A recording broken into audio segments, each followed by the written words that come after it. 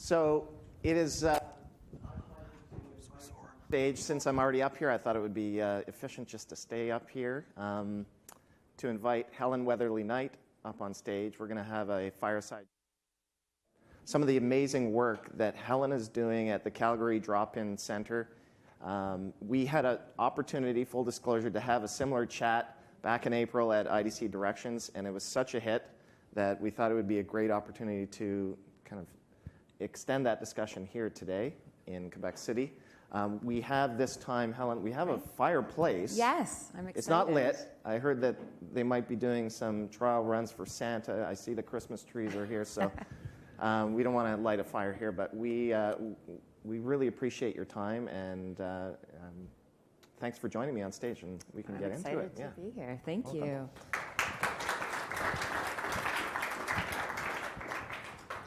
So Helen, we met about a year and a half ago. I was doing a tour with IDC to the CIO Association kickoff events, and I was really taken aback by some of the interesting, innovative, groundbreaking work that you were doing at the DI at that time. I know a lot has gone on in the past 18 months. Perhaps talk first of all about what the Drop-In Center is all about, and then we can talk about some of the transformation work you're doing. Sounds great.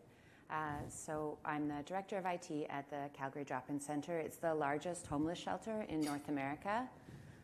We see about 15,000 unique people a year. And at the moment, although I was very envious about the stories of 10 years of growth, in Alberta we've been in a recession for 5 years.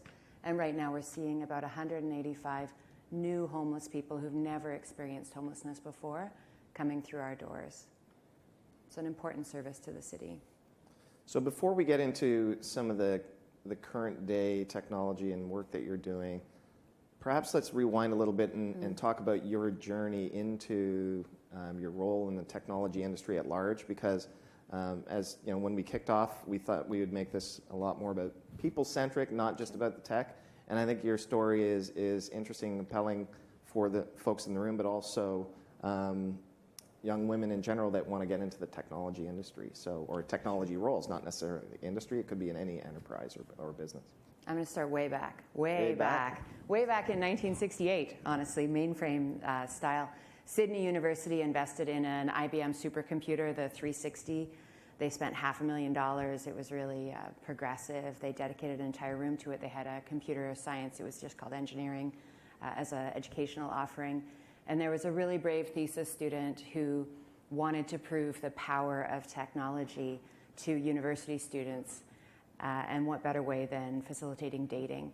So he surveyed all of the men in the university and encoded their answers onto punch cards. And he surveyed all the women at the university and encoded their answers. And then ran them through the supercomputer to introduce potential love matches.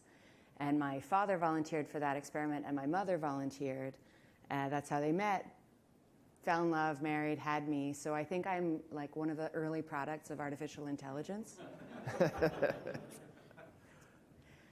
I was lucky to have early and ample access to technology, so I learned to program in Turtle when I was 9 years old, and I've stayed in IT almost the entire time. I was pretty passionate about it, but in high school I was told very specifically that computers were for boys. So I backed away for a few years, regretfully. Now that I'm back, I work really hard at making sure that young women aren't told directly, or they have the resilience to stick to the things that they're passionate about in those difficult high school years. I work directly with grade 9 girls. I think IT has a marketing problem, honestly. So I try to make sure that we are doing a good job advocating for how amazing and lucrative and cool these careers are, because the counselors in the high schools are just telling them, accountant, doctor. They're not aware of how much breadth and depth and excitement we have in these technology careers. So I'm trying to work through that and advocating for them.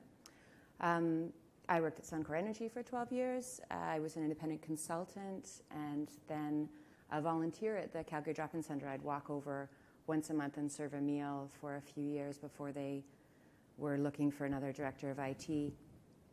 And I was lucky that my volunteering experience counted enough to be considered for an interview, because in nonprofits, for some reason, there's a focus to only hire from nonprofits. And that, I think, is why there's such a limitation in IT. Because I worked for such a large organization before I started for the Calgary Drop-In Center, I now understand when we run into a problem, at least I have met an expert who's dedicated their life to this one problem that I can call from a large organization or the CIO Association and solve problems in a new way, which is a kind of a gap in nonprofits that I see. Yeah, absolutely. And this morning we've talked about theme parks and Teslas and really fun stuff like that, but you're dealing with some really important human problems, like the basics and the necessities of life. And you've brought technology into that part of the problem solving. So talk about some of the, maybe the basics, the fundamentals, but also the groundbreaking stuff you're doing at the Drop-In Center. Sure. I started, in 2016. When I walked in, I was horrified that, it was donated hardware, free software. Honestly, we had 12 Access 2000 databases. We hadn't patched since 2008.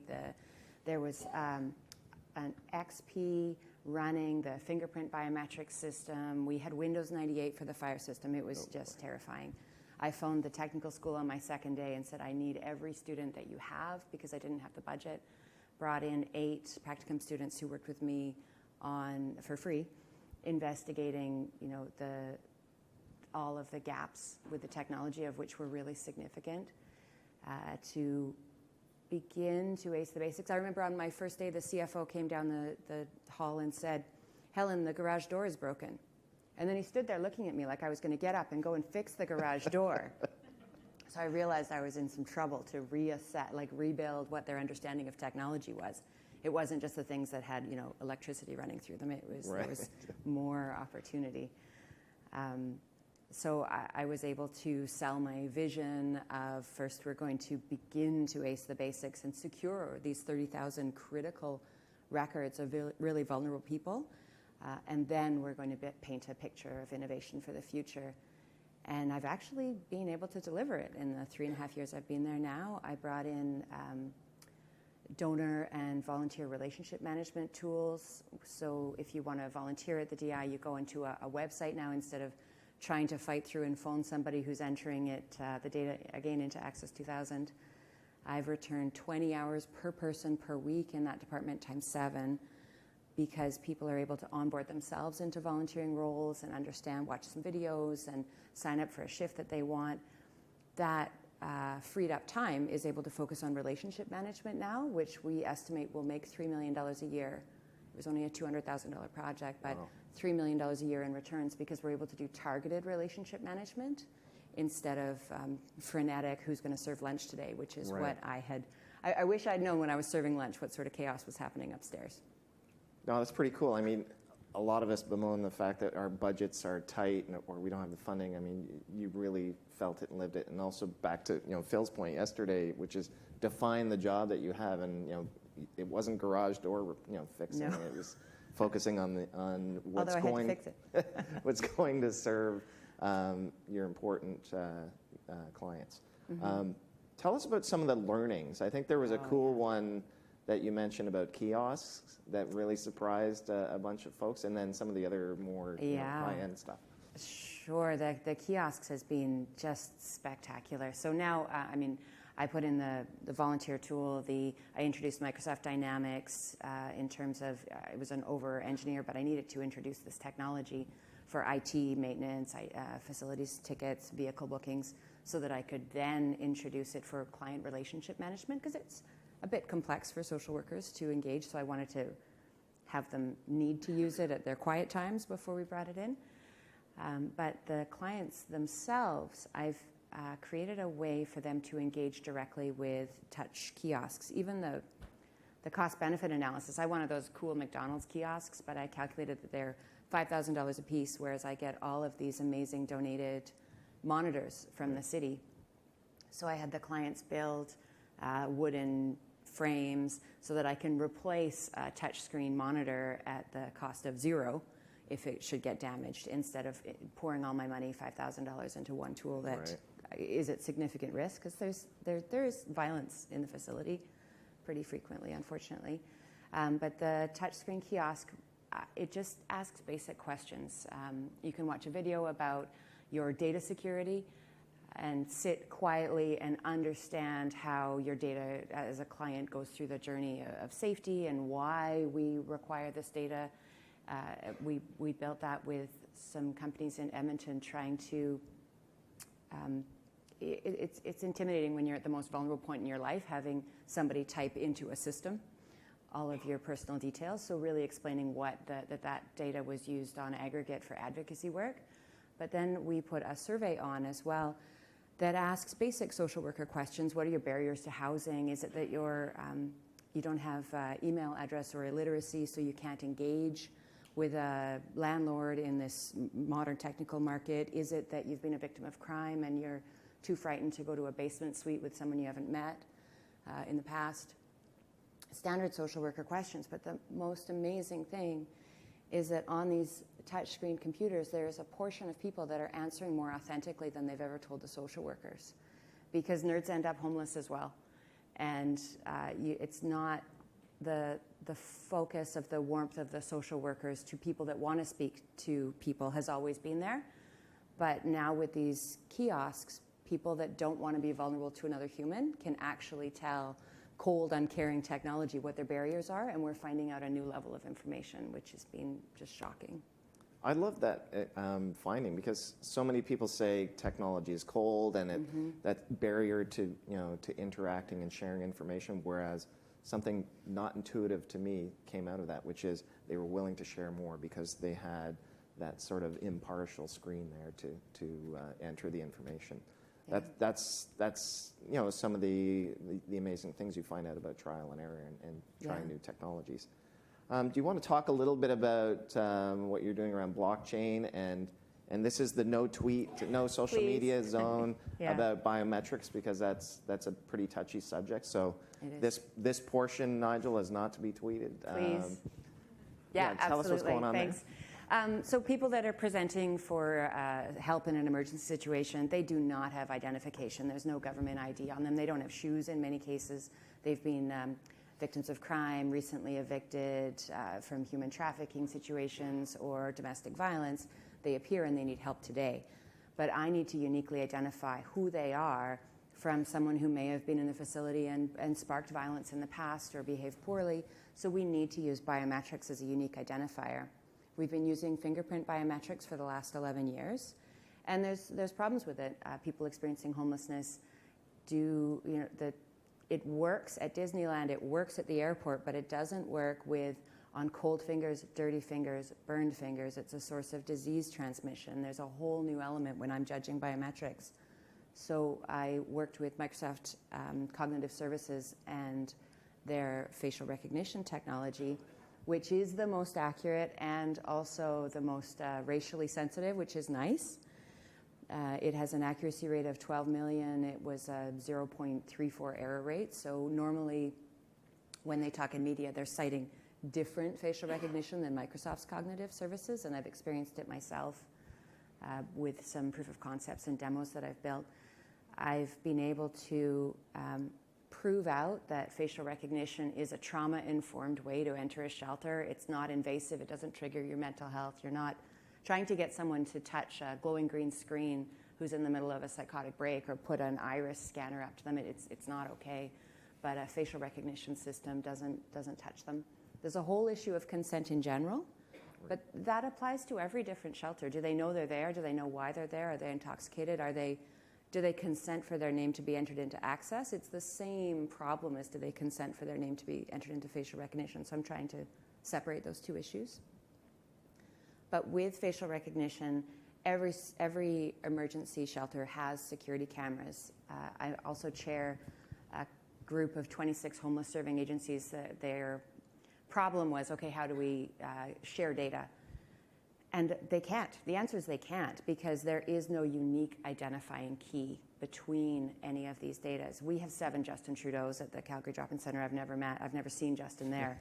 But you can present whatever name you want, and you can be asked to leave and come back and name a new name, and that happens at every single shelter.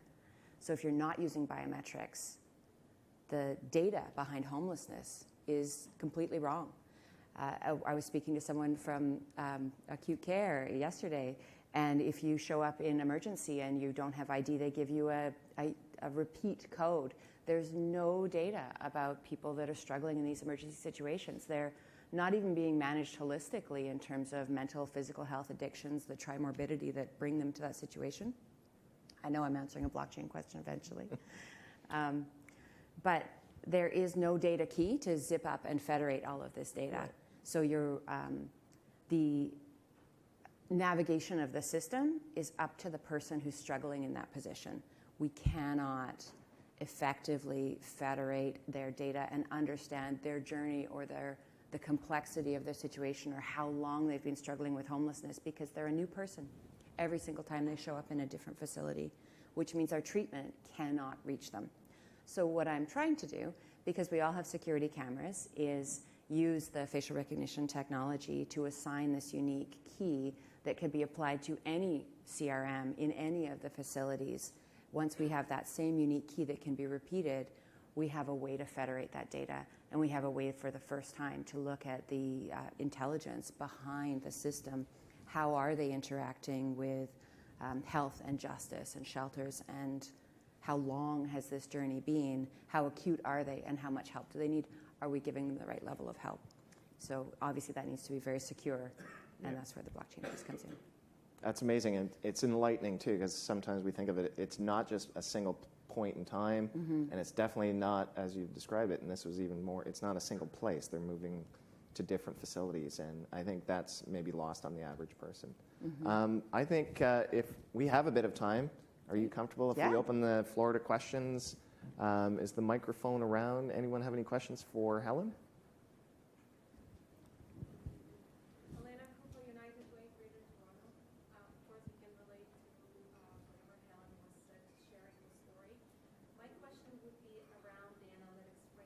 You mentioned a lot about the data, collecting the data.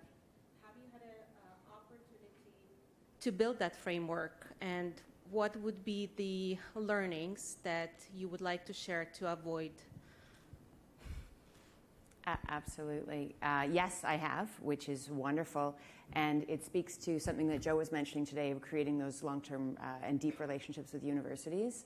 I have the benefit of a computer science professor who's actually on sabbatical in my office for a year. So he has the time to dig very deep into the data and look at even their journeys within this 6th-floor facility that helps thousands of people. He's looking at the old system, but has been able to, with his focus, pull out their journeys here and turn them into diagrams. So we're able to actually see, it looks like they're getting worse. Their incident, he's just doing plain text analysis. There's so many amazing learnings coming out of his work, though. Medication has been spelled 77 different ways in our plain text tool, so that's teaching me that in dynamics I definitely need a drop down or a spell check or something to get the data, some governance in there. So his work has been amazing, but the Microsoft Dynamics tool with the back end of all of the self-serve kiosks to a greater level than just basic surveys, it's launching in the spring, and I'm leaving the Calgary Drop-In Centre at the end of the year and moving onto a board position so that, because the transformation's finished, I need to deliver the operations, and but I can't keep taking my money from them if the work's done. So I didn't really answer your question, but because the Dynamics piece isn't done, the Power BI can't really be applied yet. The work that's coming out of the professor has been amazing. But we're almost to the point where we can start seeing some amazing things. It'll still only be within the facility, though. There's zero vision across the city. Any other questions from the room? Thank you, Helen. Tracy Dallaire from Mohawk College. So what would you suggest to organizations in your space of what's next in the journey or transformation that can really make a difference for people's lives? That's a good question. I've been very lucky that the Calgary Drop-In Centre has spent given me the courtesy of 3 years after I convinced them there was a bit more to IT than garage doors to invest. And I'm completely open to challenges here, but I think that the focus needs to not be on IT for a little while. So I want to just ensure that I'm supporting the work so they can go back and focus on the end, the clients themselves with better data. But it's not a risk that I've seen taken at most of the nonprofits across the country. We need every CIO in the room to join a nonprofit board and advocate for investment in technology. I'm not sure why when the CFOs and CEOs come onto nonprofit boards, they're entirely focused on how many sandwiches did we give out, how many people were sleeping in beds last night, instead of, are we being operationally effective? I mean, you're worried about that in your own organizations. Bring it to the shelters and let's focus on how much more efficient we could be to multiply that output. So I'm really hoping to move beyond the DI and expand my impact, because I don't think many nonprofits have looked to the investment in IT ever. So I want to do that in more places.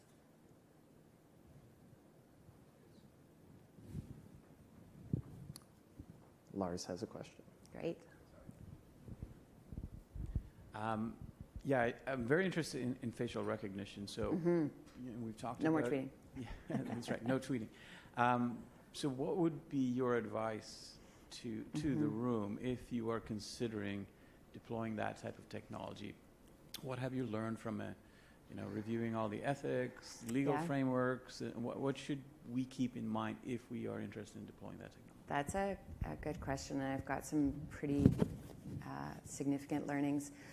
I have been fortunate to succeed in getting through the Government of Alberta's Office of the Information Privacy Committee, which I finally got their approval in October.